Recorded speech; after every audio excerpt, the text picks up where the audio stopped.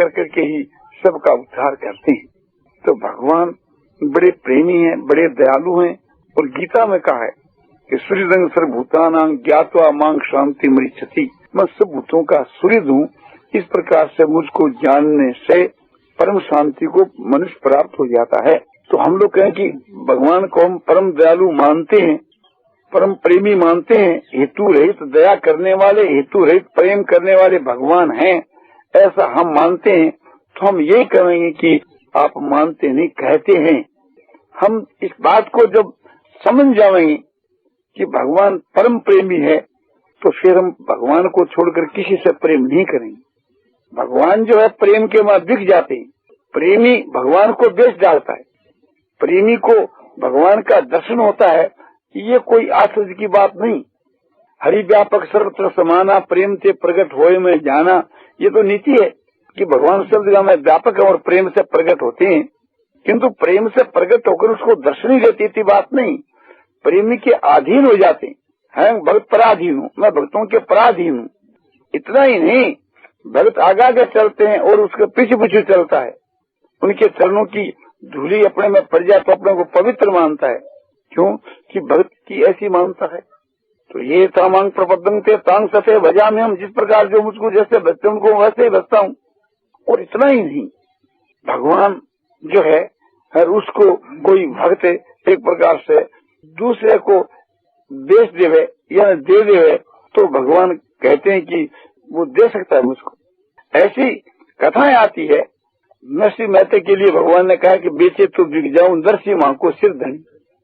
नरसिंह मां को मालिक है, मुझको बिक्री करे तो बिक जाऊं। नरसिंह मेहता ने एक हुंडी कर दी भगवान के ऊपर 700-750 रुपए की। और वे हुंडी लेकर के रुपया देकर के वे द्वारका में गए तो वहाँ पता लगा नहीं। तब लोगों ने कहा कि तुमको क्या ठिकाना बतलाया? बोले द्वारकाधीश के मंदिर के पास है। एक शाह बतलाया, उस पर हुंडी लाए थे। उसका नाम बोलो सांवल शाह। बोले यहाँ तो कोई दुकान भी नहीं है, कोई सांवल शाह नाम होगा कोई आदमी, तुम किसी के धोखे में आ गए। वे पश्चाताप करते हुए और वापिस लौटे। बोले चल करके उसकी बेइज्जती करेंगे नरसिंह। रात्रि का समय हो गया, द्वारका के किनारे आकर के वे उन्होंने शयन किया, बड़े दुखित होकर चिंतित होकर करके। नींद तो क्या आती थी पर समझो कि फोड़ी हुई थे। इतना में भगवान आई, बोला कि आप लोगों के पास कोई हुंडी है मेरे ऊपर? मैं तो आप लोगों की खोज में फिर रहा हूँ। किसी ने कहा कि भी आप पर हुंडी लेकर आए थे। हाँ बोले है। बोले 750 रुपए की? बोले हाँ। बोले वो मेरे ऊपर है, ये लो आपका रुपया है, अब वो हुंडी दूंगा। 750 रुपया दिया, हुंडी दी। और बोला एक मेरी प्रार्थना है कि सेठ के पास में जाकर के मेरी निंदा नहीं, मेरा कुछ से माफ कर। अरे क्या मना, मेरी बड़ी गलती हुई कि रात को मेरी तो बोले ढूंढता रहा, मैं एक प्रकार से नहीं पूछो, मैं सुनो तब तो दौड़ करके आयो। तो एक प्रकार से थी मेरा अपराध है, सो वहां वर्णन मत करियो, मेरी गलती मत थारे से माफ मांगी।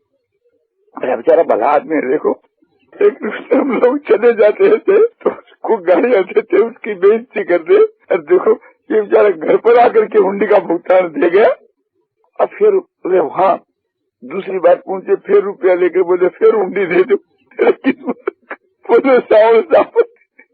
बोले साहब तुम्हारा कुमार तो बहुत ही भला आदमी है कि हमको हुंडी का भुगतान घर पर आपने लौट कर वापिस आके उस वक्त में देगा। तो सब क्या कहे, उसने ये कहा कि हमारा अपराध कुछ भी नहीं था, हमको मिला नहीं था और फिर मिला। तो सब गुआ था तो आपका एक ही नंबर। धन्यवाद क्या भगवान से मैं तो तुम्हारे को नमस्कार करता हूँ कि तुमको भगवान के दर्शन हो गए, धन्य तुम्हारा भाई। भगवान कुछ तो भगवान ने हमारी कोई वहाँ कोई दुकान नहीं, कोई गुमानता नहीं, तुम हमारे गले पड़ गए तो उन्हें लिख दी भगवान के भरोसे पर, उन्हें निकल के तुम्हारा वो भाग्य। अब वो पश्चाताप करने लगे। फिर जाकर के द्वारका में देखे तो वो दुकानदार काम मिला। तो ये एक प्रकार से बेचना ही था भगवान को, उन्हीं काट देना है, ये एक प्रकार से बेचना ही है। तो मनुष्य जो है भगवान का भक्त दूसरों को भी दर्शन करा सकता है, उसको अपने को दर्शन हो उसमें तो बात ही क्या है। तो भगवान के प्रेम का जो विषय है वो इतना गहन है कि समझो कि वाणी की गम नहीं कि उसको बतला सके, और मन की गम नहीं कि उसको कोई कल्पना करके के दृष्टांत के बीच में समझाने के वास्ते वाणी को हुक्म दे कि यूं समझा। बुद्धि की भी गम नहीं। तो समझना चाहिए, एक तो ये चीज है कि असंख्य ब्रह्मांड का मालिक जो भगवान, समझो कि हम जो एक तुच्छ, उसके साथ में दोस्ती, हमारी उनकी क्या बराबरी। तो ये जो है ये भी एक ऐश्वर्य को लेकर के ही एक प्रकार से थी, हम उसके प्रभाव को समझिए। ये तो जो मैंने बतलाया कि असंख्य ब्रह्मांड के मालिक है, ये उसकी उपमा देकर के मैंने बतलाया, ये तो भगवान की जो उपमा है, भगवान का जो प्रभाव है वो नीचे से नीचे दर्जे का है। बोले वो असंख्य ब्रह्मांड के मालिक है, नीचे से नीचे दर्जे का। बोले ये उन पुरुषों के लिए है जो ऐश्वर्य को चाहने वाले, किंतु तो ऐश्वर्य में तो रूप बतलाया, एक ब्रह्मांड का मालिक नहीं, 20 ब्रह्मांड का मालिक नहीं, लाख ब्रह्मांड का मालिक। तो ऐसा जो भगवान है ऐसा समझ करके 2-4 ब्रह्मांड ही तो हमको मिल जाएंगे ना, और क्या। तो एक ब्रह्मांड का जो ऐश्वर्य है उससे हम भगवान को तोलते हैं ना। तो भगवान तो ऐश्वर्यशाली तो है, लाखों ब्रह्मांड के मालिक। जैसे कोई राजा हजारों गांवों का राजा हुए, ऐसे वो हजारों ब्रह्मांडों का मालिक है। राजा खुश हो तो एक आधो गांव दे दे, भगवान खुश हो तो एक आधो ब्रह्मांड को बने ऐश्वर्यशाली या ब्रह्मा बना दे। तो यही तो तुम्हारी एक प्रकार से बुद्धि भगवान के विषय में हुई ना। जो भगवान जो प्रेममय है, भगवान जो है सो आनंदमय है, भगवान है सो ज्ञान चिन्मय है, इस बात की तो आप में समझ आई नहीं। आप ये समझते कि मेरी जो आत्मा है वो तो अल्प है और परमात्मा सो सर्वज्ञ है। मैं तो एक घटाकाश की जो हूँ और परमात्मा महाकाश की जो है। तो परमात्मा की उदारता देखो कि एक प्रकार से थी घटाकाश की जो एक तुच्छ जो जीव है, जिसको एक प्रकार से परमात्मा की शरण हो जावे, तो महाकाश स्थानीय जो परमात्मा है वो अपने आप को उसके लिए अर्पण कर दे। जो अपने आप को भगवान के समर्पण कर देता है, भगवान अपने आप को उसे अपने प्रेमी के समर्पण कर देती। तो ये उनकी उदारता देखो कि अपनी तो औकात कितनी एक तुच्छ एक प्रकार से थी। हम तो अल्पज्ञ और एक तुच्छ है और परमात्मा महान है। उनकी महानता की तरफ ख्याल करो कि वे जो महान जो ज्ञान स्वरूप चेतन स्वरूप है, हम अल्पज्ञ हैं, वो सर्वज्ञ हैं। वो सर्वज्ञ परमात्मा अपनी सर्वज्ञता उसके अर्पण कर देता है, हम अपनी अल्पज्ञता को उसके अर्पण कर देते थे। तो उनकी सर्वज्ञता की तरफ ख्याल करो और अपनी अल्पज्ञता की तरफ ख्याल करो, तब तो ये तो समझा जाए कि ज्ञान से तुमने तोला उसको, चेतनता से तोला, और तुमने विषय से तोला तो क्या तोला। ये तो सब नाशवान पदार्थ है, मिथ्या पदार्थ है, उनसे भगवान को तुमने तोला तो तुम भगवान को क्या समझी, कुछ नहीं समझी। आत्मा से तो तोड़ना चाहिए उसको।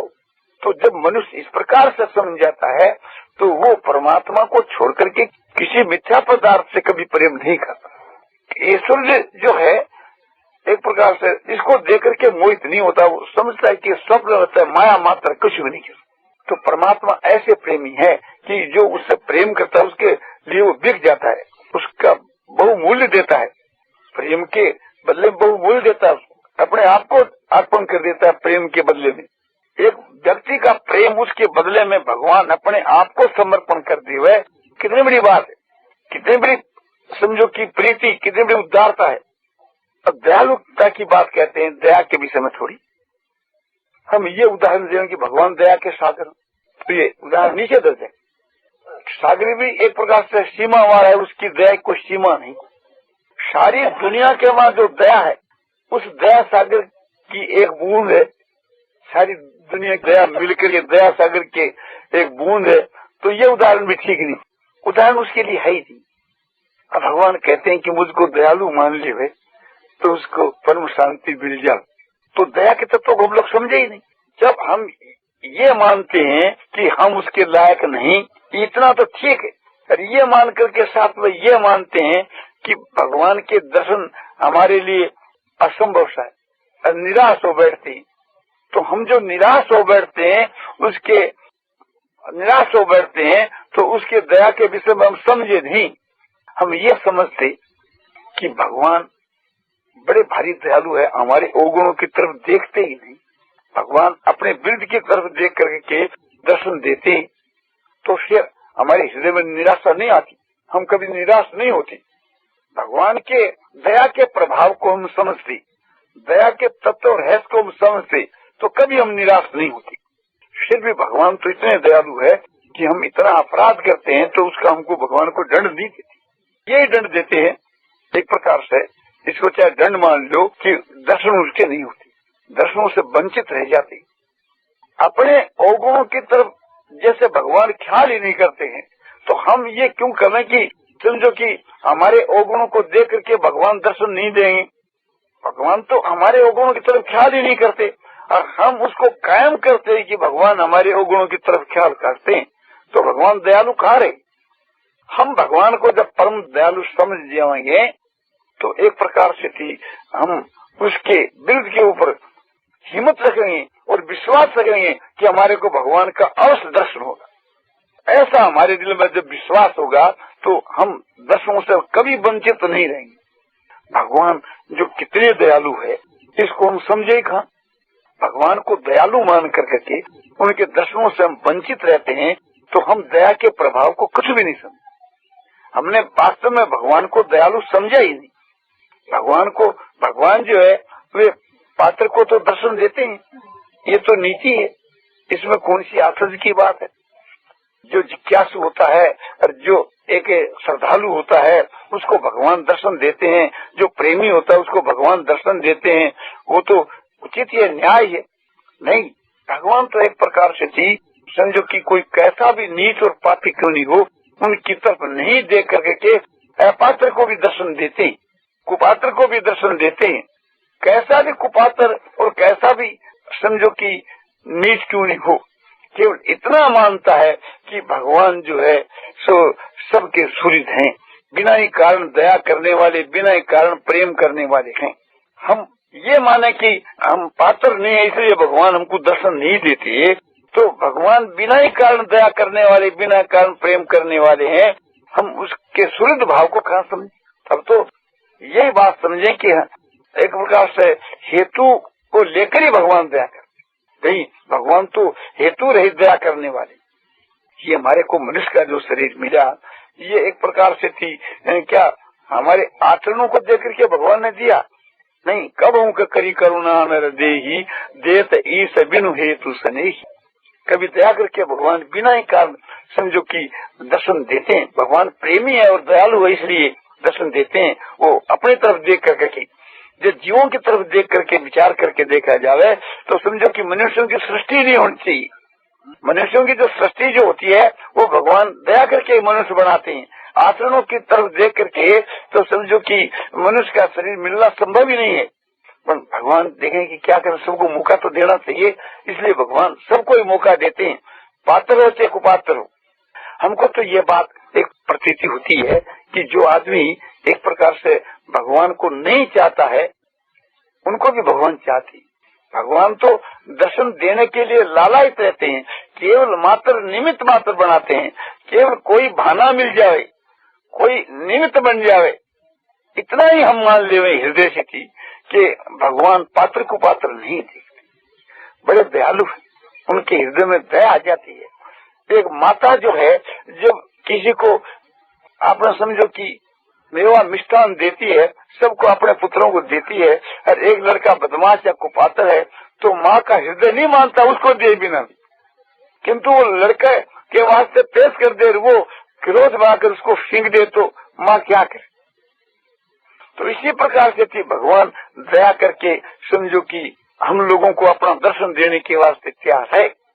हम एक प्रकार से दर्शन जो नहीं पा रहे हैं ये उसे का ये दंड है कि जो भगवान की दया के रहस्य को हम नहीं जानते। यदि भगवान की दया को रहस्य को हम जानते तो हम अपने कर्तव्य की तरफ क्यों देखते। हम तो एक प्रकार से भगवान के विरुद्ध की तरफ देखते, और विरुद्ध की तरफ देखते तो भगवान कैसे रह सकते।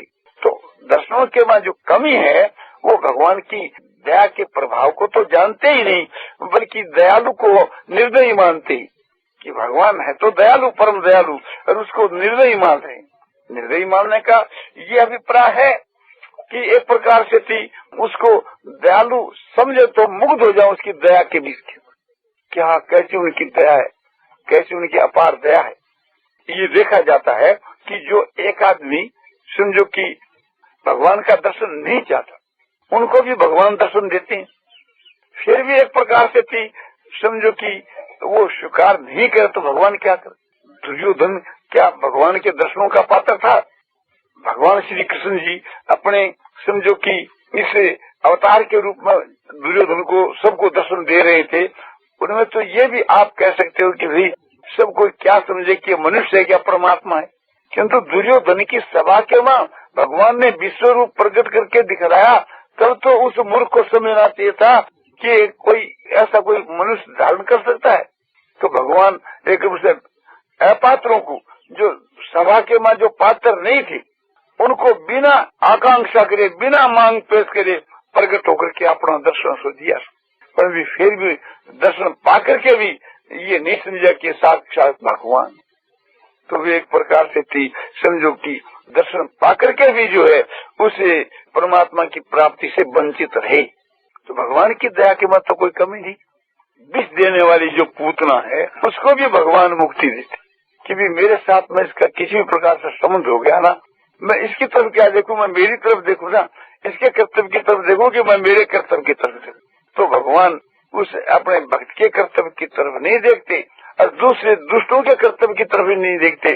फिर भक्त के कर्तव्य की तरफ तो देखेंगे ही क्या, वे अपने वृत्त की तरफ ही देखते। और अपने वृत्त की तरफ जब देखते हैं तब सभी हम लोग पात्र हो जाते।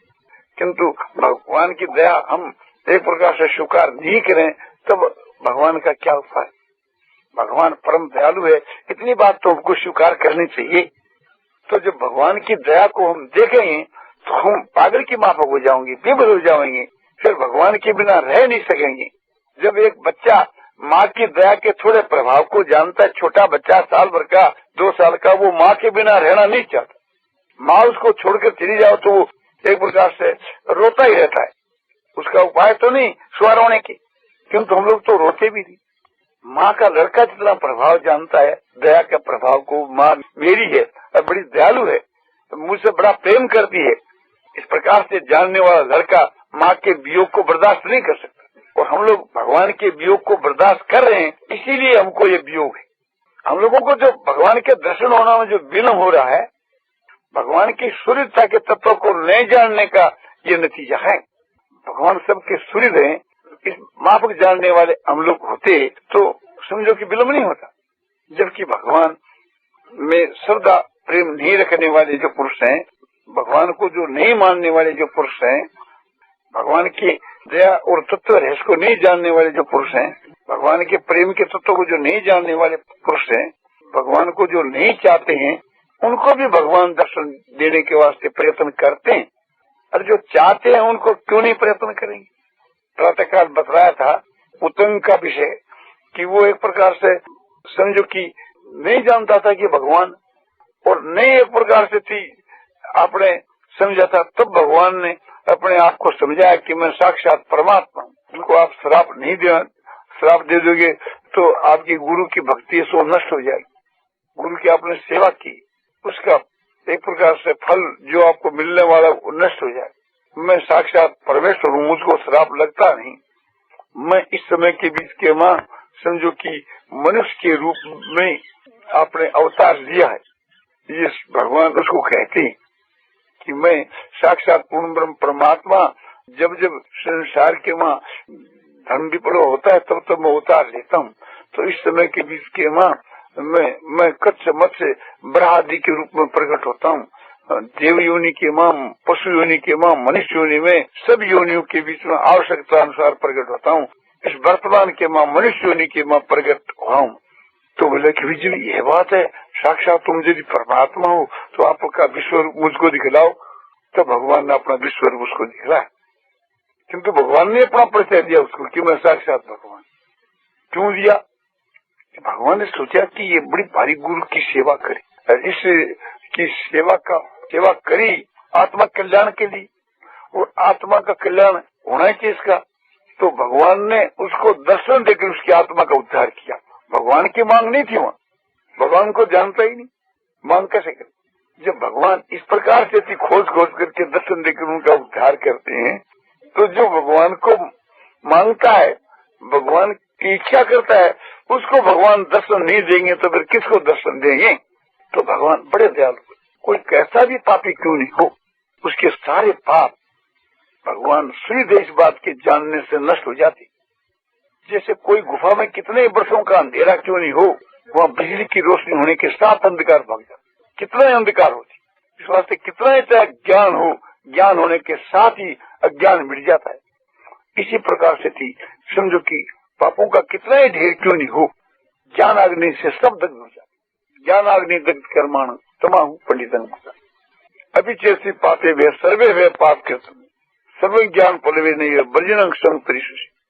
दुनिया में जितने पापी हूँ सबसे भी बढ़कर हेरदुम तुम यदि पापी हुए तो ज्ञान रूपी नौका के द्वारा पाप सागर को तर जाएगा, पाप सागर को लांग जाएगा। जब हम अपने को पापी मान कर करके और एक प्रकार से ये समझते हैं कि हमारा जो उद्धार है वो भगवान की कृपा नहीं कर सकते, तो भगवान कृपा का रहस्य कहाँ समझा, भगवान की कृपा का प्रभाव कहाँ समझा।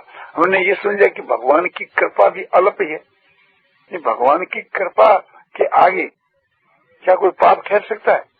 भगवान के नाम के आगे भी नहीं ठहर सकता, फिर भगवान की कृपा के आगे ठहर कर सकता है? और भगवान के सन्मुख पाप की गंध भी नहीं रहती।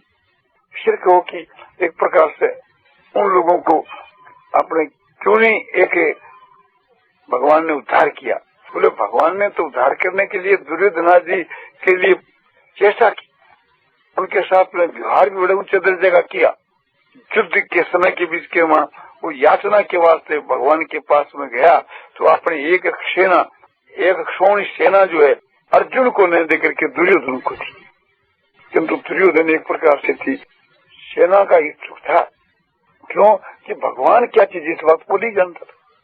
इतना उत्तम व्यवहार किया तो भी नहीं जाने। अपने मंत्रियों से ये कहा कि आज मैं ये कृष्ण बड़ा चतुर है, किंतु आज मैं उस कृष्ण को भी ठग लाया, एक क्षोणी सेना ले आया उससे। तो भगवान के विषय के बीच के मां एक प्रकार से उसकी मानता जो है सो नीचे दर्जे की थी, इसलिए वे लाभ से वंचित रहा। भगवान सूर्य है, इस बात को हम लोग भी कहाँ जानते हैं, इसीलिए वंचित हो रहे। बिना ही कारण प्रेम करने वाले और बिना कारण दया करने वाले भगवान हैं, तो फिर हम उसके साथ में दया का संबंध क्यों जोड़े, माने पात्रता का संबंध क्यों जोड़े दया के साथ? मेरी तो यह समझ है कि जो अपात्र है उसका पात्र नहीं है, और जो भगवान के दर्शनों की इच्छा भी नहीं रखता है उनको भी भगवान दर्शन देकर के कृतार्थ करते।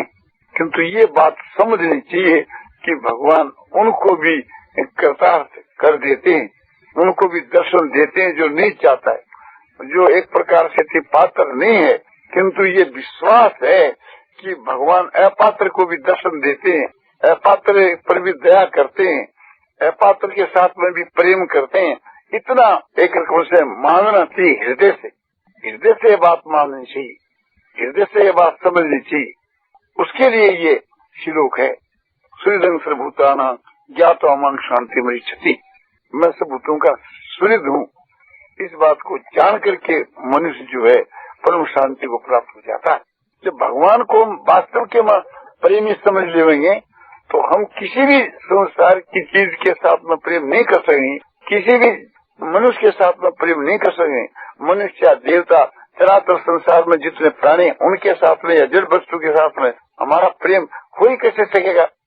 जब ये समझ लेंगे कि ये चराचर जड़ चेतन जो सारा संसार है ये प्रेम करने के योग नहीं है, ये तो सब माइक है, ये तो स्वप्नवत है, इनकी कोई दर नहीं, इनकी कोई कीमत नहीं भगवान के प्रेम के आगे, तो हम भगवान के प्रेम के लिए पागल से हो जाएंगे और बिना भगवान के दर्शन एक जी नहीं सकेंगे। जब इस बात को समझ लेंगे भगवान का प्रेम इतनी दामी चीज, जब ये समझ लेंगे कि भगवान की दया सब जीवों के ऊपर अपार है, सबके कल्याण के लिए संसार में अवतार लेते हैं और बिना अवतार लिए भी सबके कल्याण के लिए सदा ही प्रयत्नशील रहते हैं। जो कोई एक प्रकार से अपना कल्याण चाहता है उनके लिए समझो उनका द्वार खुला हुआ है, तो समझो वो कैसे भगवान भगवान की बिना रह सकता है, भगवान उसको कैसे बाकी रख सकते हैं, उसका निश्चय कल्याण कर देते हैं। अपनी तरफ नहीं देखना चाहिए, अपनी तरफ तो यही समझना चाहिए कि समझो कि भविष्य के लिए जानबूझ करके पाप नहीं करना, और गैर के जितने जो पाप हैं उनके लिए हमको ये समझना चाहिए कि भगवान बिना कारण दया प्रेम करने वाले हैं, उनकी कृपा से सब खत्म हो जाएगा, सब पाप नाश हो जाएगा। ये बात हमको समझनी चाहिए।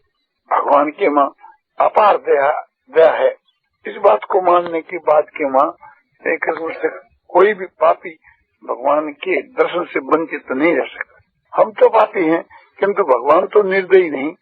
हम एक प्रकार से अपने को पापी मान करके और साथ साथ के हम भगवान को निर्दयी मानते हैं, ये अपराध करते हैं। यही निर्दयी मानना है कि जो एक प्रकार से थी अपने पापों को लेकर के और ये मानते हैं कि हमारा उद्धार होना असंभव है, कठिन है, नहीं हो सकता। ये जो मानना है भगवान की दया के मुकाबले के बीच के माँ, ये एक दया का तिरस्कार है। अपने घर के माँ एक मामूली अंधकार है, वह सूर्य से भी दूर नहीं हो सकता, ये मानना मूर्खता है। ये अंधकार जब तक है कि जब तक सूर्य भगवान उदय नहीं होती, और सूर्य भगवान सब पर दया करके रोज उदय होते हैं। और रात्रि के समय के बीच के माँ हमको ये विचार करना चाहिए कि आज सूर्य भगवान उदय होंगे और हमारा ये अंधकार सूर्य उदय होने के साथ ही एकदम खत्म हो जाए। हम जो प्रकाश में जो काम करना चाहते हैं तो सूर्य की रोशनी में करें, और सूर्य की रोशनी अवश्य होगी आज प्रातः काल। सूर्य भगवान ये नहीं देखते कि भाई एक प्रकार से मैं किसके लिए उदय हूँ किसके लिए नहीं हूँ, मैं तो सबके लिए उदय हो जाते हैं। उदय होने पर भी उल्लू को नहीं दिखता, उसके नेत्र आपने समझो कि बंद हो जाते, तो इसमें सूर्य को दोष नहीं है। उल्लू को जो नहीं दिखता है इसमें सूर्य का कोई दोष नहीं है। तो इस प्रकार से भगवान की दया समझो कि सूर्य के प्रकाश की जो उदय हुई है और उससे हम आंख बीच लेते हैं तो एक प्रकार से हमको अंधकार अंधकार दिखता है। तो हम एक प्रकार से दया से लाभ नहीं उठावे तो ये हमारी मूर्खता है। दया के सामने तो एक प्रकार से कोई दूसरे का छोटा बड़ा अपराध कोई चीज नहीं है। फिर हमारे कर्तव्य से हमारा उद्धार होता है तो फिर उसके दया की क्या आवश्यकता है। उद्धार होता है भगवान की दया से, और हम समझते हैं कि हमारा उद्धार हमारे कर्तव्य से होगा। अभी हम उस दर्जे पर नहीं पहुंचे हैं, उस दर्जे पर पहुंचेंगे तो हमारा कल्याण होगा। तो उसी प्रकार की जो हमारी मानता है उसी प्रकार का हमको फल मिलता है। जब हम पात्र होंगे तभी कल्याण होगा। जब ये समझते हम कि भगवान की दया तो पात्र को नहीं दिखती, तो फिर हम उसकी दया से वंचित क्यों रहते। ये एक प्रकार का अपराध है, जो एक प्रकार से भगवान की दया के प्रभाव को जो हम नहीं मानते हैं, बल्कि इतने दयालु भगवान को हम एक प्रकार से निर्दयी समझते हैं। परम दयालु परमात्मा को निर्दयी समझना क्या कि हम दया के पात्र नहीं इसलिए हम वंचित हैं। भगवान के आगे तो सभी दया के पात्र। हम मानते हैं कि हम दया के पात्र नहीं, इसी कारण से तो अपात्र हैं। भगवान ने तो ये निर्णय किया नहीं कि तुम दया का पात्र नहीं। भगवान की तो सबके ऊपर अपार दया है, उसने दया का भंडार खोल रखा है। कोई भाई सदा व्रत मारता है खुले दरबार, और कोई एक दूसरे कहता है कि मैं वहाँ जाकर क्या करूँ, क्यों नहीं गया। बोले कि एक प्रकार से मैं क्या करूँ, वे तो भूखों को देते हैं और मुझको तो वहाँ मिलेगा नहीं। अरे तुम जाकर के देखा, बोले देखा नहीं, मुझको विश्वास है वहाँ मिलेगा। तो उस दाता को सदा व्रत देने वाले दाता को तने निर्दयी समझा, वहाँ तो खुला दरबार कोई ले, तने ऐसा क्यों मान लिया कि वहाँ मिलेगा नहीं। बोले मैंने लोगों से पूछा था कि वहाँ जो है भिखारियों को मिलता है, तो मैं उसका पात्र नहीं। भगवान के आगे तो सभी भिखारी, भगवान के आगे तो सभी पात्र है। भगवान अपनी दृष्टि से सबको पात्र ही समझ। बात ये थी कि कोई जो निराकार का जो उपासक होता है तो भगवान उसके लिए दर्शन देने के लिए बाध्य नहीं है। निर्गुण निराकार की उपासना करने वाले के लिए दर्शन देने के लिए बाध्य नहीं है। तो ये बात ठीक है, भक्ति करने वाले के तो लिए बाध्य, अनन्य भक्त के लिए बाध्य दर्शन देने की। भक्त्या तुम नन्य आशक्य एवं दुर्जन है या तुम दर्शन तत्व न परिवेश तुम से परंतव है। हे परंतव अर्जुन, अनन्य भक्ति के द्वारा मैं इस प्रकार का दर्शन दे सकता हूँ, तत्व से जानने में आ सकता हूँ। उसमें प्रवेश करना चाहो तो वो प्रवेश कर सकता है। ठीक है, एक प्रकार से उनके लिए बाध्य है। और जो निर्गुण निराकार को अभेद रूप से उपासना करता है उनके लिए बाध्य नहीं है। किंतु ये तो नहीं है कि एक प्रकार से कि उनको नहीं देते, और ये भी नहीं है जो नहीं चाहता है, नहीं मांगता, उसको नहीं देते। जो कुपात्र है, पात्र नहीं है, उसका भगवान उद्धार नहीं करते हैं, ऐसी बात तो नहीं है। भगवान बिना कारण दया और प्रेम करने वाले हैं, इस बात को हम लोग कहते हैं, किंतु मानते नहीं और जानते नहीं। मानने से आगे जाकर के वो जानता है, पहला मान ले रहे, पर एक प्रकार से हम तो ऐंठ सकते हैं ना, उससे ऐसा क्यों माने। भगवान को भगवान मानने में भी हमारे को संकोच होता है, शर्म होती है, ये हमारी मूर्खता है। मानने से आगे जाकर जानेंगे, पर आप हमको स्वीकार कर लेना चाहिए। तो स्वीकार करने के युग तो भगवान है, किंतु हम लोग तो उसको स्वीकार ही नहीं करते। भगवान जो है, समझो कि जैसे कन्या के लिए जो वर है वो उसके लिए वर्णन करने के योग है, यानी स्वामी बनाने के योग है, उसको पति मानने के वो योग है। किंतु कन्या उसको अपना स्वामी बनाना नहीं चाहती, अपना स्वामी के योग नहीं समझती, तो फिर वो वर क्या उपाय करे। तो संसार के बीच के वहां स्वामी बनाने के योग एक परमात्मा ही है, उसको भी हम एक स्वामी मानना नहीं चाहते हैं, तब एक प्रकार से हमारी दुर्गति होती है। इसलिए स्वामी का दोष थोड़ा ही। योग वर को भी जब कन्या स्वीकार नहीं करे और वो अविवाहिता रहे, तो एक प्रकार से थी अपने उस कन्या की बेसमझी है। तो भगवान को स्वामी मानना चाहिए। भगवान का अस्तित्व मानने से मनुष्य को बहुत लाभ हो जाता है। भगवान है, चाहे स्वामी मत मान, भगवान है, ईश्वर है, ये मानने से भी बहुत लाभ होता है। और वे मालिक बनाने के योग, स्वामी बनाने के योग है। ऐसा जो भगवान को समझ करके उसको याद करता है या ध्यान करता है, तो उसके कल्याण में तो फिर शंका ही क्या है। तो गायत्री मंत्र का भी ये सिद्धांत, उसमें जो एक शब्द है वरेण्यम, उसका ये अर्थ है जो मैंने बताया है। तो भगवान को बस इस शब्द का अर्थ मान लिया तो समझो वो पात्र हो गया, यानी भगवान को अपना स्वामी स्वीकार कर।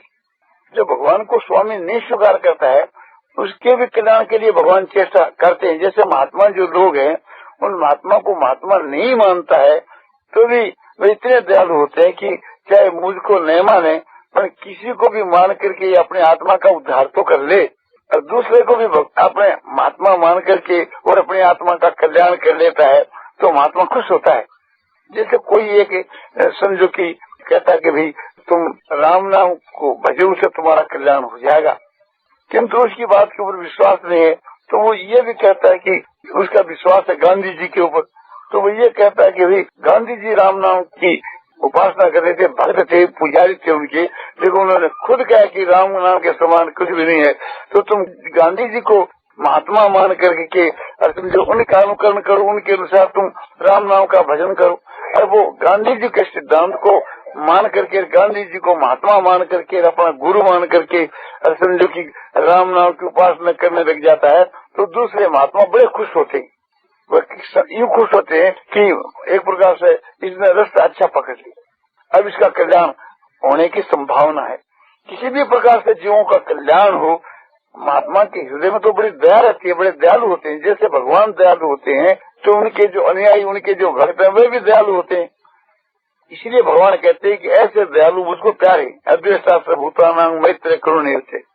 भगवान ने कहा कि योमत भक्त करने पर ऐसे मेरे भक्त मुझको प्यारे। कैसे कि जो सबके वहां द्वेष भाव से रहित है और सबके ऊपर हेतु रहित दया करने वाले, वो हेतु रहित प्रेम करने वाले जो मेरे जो भक्त है, मेरे अनुयायी है, मुझको प्यारे हैं, ऐसे भाव वाले। तो ये भाव भगवान का है, भक्तों का भी ये भाव। तो इस वास्ते भक्त लोग जो है, उस कोटि के जो महात्मा जो पुरुष हैं, ये भी एक प्रकार से बड़े खुश होते हैं। कोई आदमी समझो एक रूप से भगवान की भक्ति करता है, उसको देख करके, चाहे वो किसी को गुरु माने, किसी को महात्मा माने, किंतु भक्ति तो भगवान की करता है ना, भक्ति तो हमारे स्वामी की करता है। समझो कि गीता प्रेस की पुस्तकें 20 आदमी बेच रहे, वो एक आदमी हमारे से गीता की पुस्तक नहीं लेता है, किंतु एक प्रकार से घनश्याम से ले लेता है, स्वामी जी से ले लेता तो मैं तो ये समझता हूँ कि हमारे प्रेस की पुस्तक बिक रही है, चाहे किसी से क्यों नहीं लो। अपना तो काम तो वही रहा है कि जो अपना सिद्धांत है वो तो सिद्ध हो रहा है, तो वो किसी से ही आपने दीक्षा लेकर के और भगवान की भक्ति करें। वो तो भगवान का गुमास्ता तो यही समझता है कि हमारे मालिक के गाय लग गया। वो तो एक प्रकार से दलाल बन करके आपने कोशिश करता है कि अभी भगवान की भक्ति करो, और कोई दूसरा दलाल वहां पूछ गया, उसको भगवान की भक्ति में लगा दिया तो वो खुश होता है। ये नहीं कि भाई मेरे द्वारा ये होना चाहिए, कोई भी दलाल हो वो समझो कि भक्ति तो भगवान की करता है। वो किसी के कहने से भी लोग कल्याण खरीदो, चाहे गीता प्रेस की पुस्तक खरीदो, तो वो समझो कि एक प्रकार से गीता प्रेस और कल्याण की तो वो सेवा कर रहा है। अब तो गीता प्रेस और कल्याण की सेवा करने वाला सेवक मिले, यही तो प्रयोजन है। और पुस्तक ले जा करके और उसका हित और कल्याण हुए, ये तो अपना प्रयोजन है। तो उसके यहाँ पुस्तक पहुंचनी चाहिए। और वो एक प्रकार से पुस्तक किसी पास चाहे खरीद लो, वो कहीं पुस्तक बिकती है तो जो गीता प्रेस को अपनी समझता वो कहता हमारी पुस्तक बिक्री, चाहे किसी पास लो। इस प्रकार से जो महात्मा लोग जो है सो ये समझते हैं कि भी ये भगवान की भक्ति करता है, ये किसी की शिक्षा पाकर करता है। भक्ति तो भगवान की करता है, भक्ति तो हमारे स्वामी करता है ना। हमको तो स्वामी का भक्त बनाना है, इससे हमारे पर स्वामी खुश है। नारायण नारायण नारायण श्रीमन नारायण नारायण श्रीमन नारायण।